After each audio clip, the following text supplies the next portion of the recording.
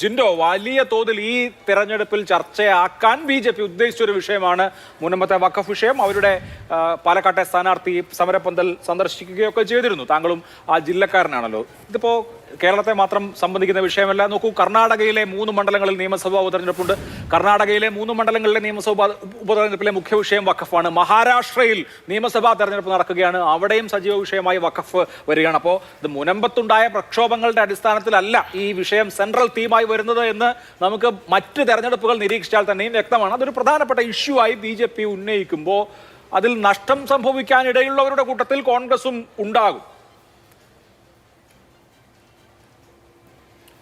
ലേശം ഞാൻ അതിലേക്ക് വരുന്നതിന് മുമ്പ് എനിക്ക് വേറൊരു കാര്യം പറയാനുണ്ട് സനോജിനോട്. ഒന്ന്, കേരളത്തിൻ്റെ മുഖ്യമന്ത്രി പിണറായി വിജയനോ ഈ സർക്കാരിന് നേതൃത്വം കൊടുക്കുന്ന ആളുകളോ ഈ സർക്കാരിന് നേതൃത്വം കൊടുക്കുന്ന പാർട്ടിയുടെ സംസ്ഥാന സെക്രട്ടറി എം വി ഗോവിന്ദനോ ഈ നിമിഷം വരെ പറഞ്ഞിട്ടില്ല ഇത് ഈ പാർട്ടിക്കും ഈ സർക്കാരിനും ഈ മുഖ്യമന്ത്രിക്കുമുള്ള വോട്ടായിരിക്കും ഈ ജനവിധി എന്ന് പറഞ്ഞിട്ടില്ല. പക്ഷേ ഡിവൈഎഫ്ഐയുടെ സംസ്ഥാന സെക്രട്ടറി സനോജ് അങ്ങനെ പറഞ്ഞതിന് ഞാൻ 2 കൈയും നീട്ടി സ്വീകരിക്കുകയാണ്. നല്ല നിലപാടാണ്. കാരണം കേരളം ഭരിക്കുന്ന പിണറായി സർക്കാരിന് ഇത് അനുകൂലമായിട്ടുള്ള ഒരു ജനവിധി ആയിരിക്കും ഈ തെരഞ്ഞെടുപ്പ് എന്ന് പറഞ്ഞല്ലോ. എന്തായാലും ഇതിൻ്റെ റിസൾട്ട് കാണുമ്പോൾ നമുക്കത് മനസ്സിലാക്കാൻ പറ്റട്ടെ. പിന്നെ നിങ്ങൾ വീട് നിർമ്മിച്ചതിനെ കുറിച്ച് പറയുമ്പോൾ 1,26,000 വീടുകൾ ലൈഫ് മിഷനിൽ അനുവദിച്ചിട്ട് അവരുള്ള വീട് പൊളിച്ചു കളഞ്ഞ് തറ കെട്ടിയതിന് ശേഷം മേൽക്കൂര കാത്തു കിടക്കുന്ന മനുഷ്യരുള്ളപ്പോഴാണ് മുഖ്യമന്ത്രിയുടെ ക്ലിഫ് ഹൗസിലെ നീന്തൽക്കുളവും ലിഫ്റ്റും ഒക്കെ പണിത് സുഭിക്ഷമായിട്ട് നല്ല സൗകര്യത്തോടെ മുഖ്യമന്ത്രി ജീവിക്കുന്നത്. നിങ്ങളുടെ പ്രയോറിറ്റി മാറിപ്പോയി എന്നുള്ളൊരു കാര്യം കൂടിയുണ്ട്.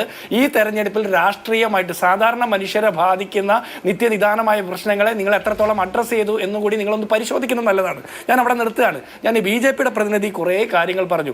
ഒന്ന്, സുരേഷ് ഗോപി എം പി ആയതിനു ശേഷം അദ്ദേഹത്തിന് യാതൊരു രാഷ്ട്രീയ പാർട്ടികളുടെയും മാധ്യമങ്ങളുടെയും പിന്തുണ കിട്ടിയില്ലെന്ന്. അത് ശരിയാണ് നിങ്ങൾ പറഞ്ഞത്. കാരണം ഇവിടുത്തെ ബി.ജെ.പി ഉൾപ്പെടെയുള്ള രാഷ്ട്രീയ പാർട്ടികളുടെ പിന്തുണയില്ല. അതായത് ബി.ജെ.പിയുടെ പിന്തുണയോടെയല്ല, എൻ്റെ വ്യക്തിപരമായ കഴിവ് കൊണ്ടാണ് ജയിച്ചതെന്നാണ് സുരേഷ് ഗോപി പോലും പറയുന്നത് നമ്മൾ കേട്ടത്. ഇനി നരേന്ദ്രമോദി പറഞ്ഞത് നടപ്പാക്കുമെന്നാണ് സുരേഷ് ഇവിടെ പറഞ്ഞത്. ശരിയാണ്. കാരണം നോട്ട് നിരോധിച്ചതിൻ്റെ 8ാം വാർഷികത്തിൻ്റെ 2 ദിവസത്തിന് ഇപ്പുറമാണ് നമ്മൾ ഇരിക്കുന്നത്. നോട്ട് നിരോധിച്ചപ്പോൾ നരേന്ദ്രമോദി പറഞ്ഞത് 50 ദിവസം കൊണ്ട് ഞാൻ ഈ രാജ്യത്തെ കള്ളപ്പണം ഇല്ലാതാക്കും, തീവ്രവാദികളെയും വിഘടനവാദികളെയും പട്ടിണിക്കിട്ട് കൊല്ലും, അതുപോലെ തന്നെ കള്ളനോട്ടടി സംഘം ഇല്ലാതെയാകും, ഈ രാജ്യം 10 മടങ്ങ് വേഗതയോടെ വർദ്ധിക്കും. അതിനോടനുബന്ധിച്ച് സംസ്ഥാനത്തെ ബി.ജെ.പിയുടെ പ്രസിഡന്റായിട്ടുള്ള കെ സുരേന്ദ്രൻ പറഞ്ഞത് 50 രൂപയ്ക്ക് പെട്രോളും ഡീസലും കിട്ടിയാൽ നിങ്ങൾക്ക് കഴിക്കുമോ, സംതൃപ്തിയോടെ നിങ്ങൾക്ക് പമ്പിൽ നിന്ന് പുറത്തേക്ക് പോയിക്കൂടെ എന്നൊക്കെയാണ്.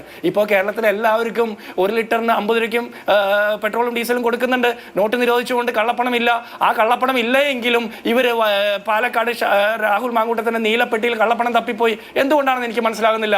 ഇതേ നരേന്ദ്രമോദി തന്നെ പറയുന്നു കഴിഞ്ഞ ലോക്സഭാ തെരഞ്ഞെടുപ്പിൽ അദാനിയും അംബാനിയും ടെമ്പോ ടാക്സി ടെമ്പോ വാനിൽ കള്ളപ്പണം കടത്തുന്നു എന്ന്. അപ്പോൾ എനിക്ക് മനസ്സിലാകുന്നില്ല, കള്ളപ്പണം ഇല്ലാതായില്ലേ? ശരിക്കും നിങ്ങളുടെ പരിപാടി പരാജയപ്പെട്ടോ? ഇനി തീവ്രവാദികൾ കാശ്മീരിൽ ഇന്ത്യയിലെമ്പാടും തീവ്രവാദികളുടെ ആക്രമണത്തിൽ നമ്മുടെ പട്ടാളക്കാരും മരിക്കുന്നതായിട്ട് റിപ്പോർട്ട് ചെയ്യപ്പെടുന്നില്ലല്ലോ അല്ലേ? ഇവിടെ തീവ്രവാദി ആക്രമണങ്ങളൊന്നുമില്ല. ബി.ജെ.പി എല്ലാ രീതിയിലും കാശ്മീർ അടക്കമുള്ള സംസ്ഥാനങ്ങളെ ഇന്ത്യ ഒട്ടാകെ തീവ്രവാദ പ്രവർത്തനങ്ങളിൽ നിന്ന് മോചിപ്പിച്ചിരിക്കുന്നു എന്നല്ലേ നമ്മൾ മനസ്സിലാക്കേണ്ടത്. ഞാൻ അവിടെ നിർത്തുകയാണ്. ഇനിയും നിങ്ങൾ വിശ്വാസത്തെ സംരക്ഷിക്കുന്നു എന്നുള്ള വാക്ക് പറയാൻ കേരളത്തിൽ ബി.ജെ.പിക്ക് യോഗ്യതയുണ്ടോ? തൃശ്ശൂർ പൂരം കലക്കിയത് കമ്മ്യൂണിസ്റ്റുകാരും കോൺഗ്രസ്സുകാരും കൂടിയാണ്. അത്രേ നാണമുണ്ട് സുരേഷ് ഇത് പറയാനായിട്ട്? കേരളത്തിലെ പൊതുസമൂഹം കണ്ടതല്ലേ, സമൂഹം ചർച്ച ചെയ്തല്ലേ?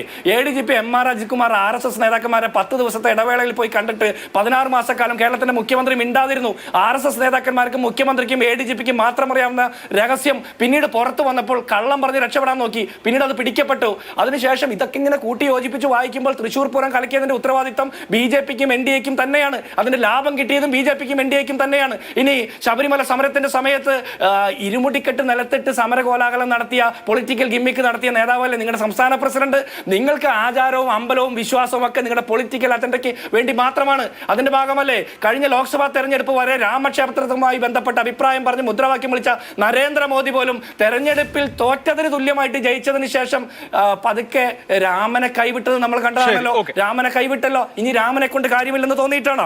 ഇനി നിങ്ങൾ അന്ത്യമഹാകാളൻ വേല നടത്തും എന്നൊക്കെ പറയും. നിങ്ങൾ ഒരു വേലയും നടത്താതിരുന്നാൽ മതി. ഈ നാട്ടിലെ ആചാരങ്ങളും വിശ്വാസങ്ങളും ഇവിടുത്തെ വിശ്വാസികളും അമ്പല കമ്മിറ്റിക്കാരും ദേവസ്വം ബോർഡുകാരും ഒക്കെ നടത്തിക്കോളും. ബി.ജെ.പിക്കാർ അവിടെ പോയി വേല ഇറക്കാതിരുന്നാൽ മതി. ഇനി വഖഫിനെ കുറിച്ച് പറഞ്ഞാൽ മുനമ്പം വിഷയത്തിൽ ബി.ജെ.പി വർഗീയ ധ്രുവീകരണത്തിന് വേണ്ടിയിട്ട് വിഷലിപ്തമായിട്ടുള്ള പ്രചരണങ്ങൾ നടത്തി അവിടുത്തെ പാവപ്പെട്ട മനുഷ്യരുടെ ഇടയ്ക്ക് ഭിന്നിപ്പുണ്ടാക്കാൻ ശ്രമിക്കുകയാണ്. അവിടുത്തെ 609 കുടുംബങ്ങളോടൊപ്പമാണ് കേരളത്തിലെ പൊതുസമൂഹം മുഴുവൻ മുസ്ലിം സംഘടനകൾ, മുസ്ലിം മതവിശ്വാസികൾ, ഇവിടുത്തെ ക്രിസ്ത്യാനികൾ, ഇവിടുത്തെ ഹിന്ദുക്കൾ, ഇവിടുത്തെ മതേതരവാദികൾ, ഇവിടുത്തെ കോൺഗ്രസ്സുകാർ, UDF-കാർ മുഴുവൻ ആളുകളും ആ മുനമ്പത്തെ 609 കുടുംബങ്ങളോടൊപ്പം നിൽക്കുമ്പോൾ നിങ്ങളുടെ വർഗീയ ധ്രുവീകരണ ലക്ഷ്യം വെച്ചുകൊണ്ട് മുന്നോട്ട് പോകുന്നു. അതിന് ഒത്താശ ചെയ്യുന്ന രീതിയിൽ ആ എരുതിയിൽ എണ്ണ ഒഴിക്കുന്ന നിലപാടാണ് സംസ്ഥാന സർക്കാർ.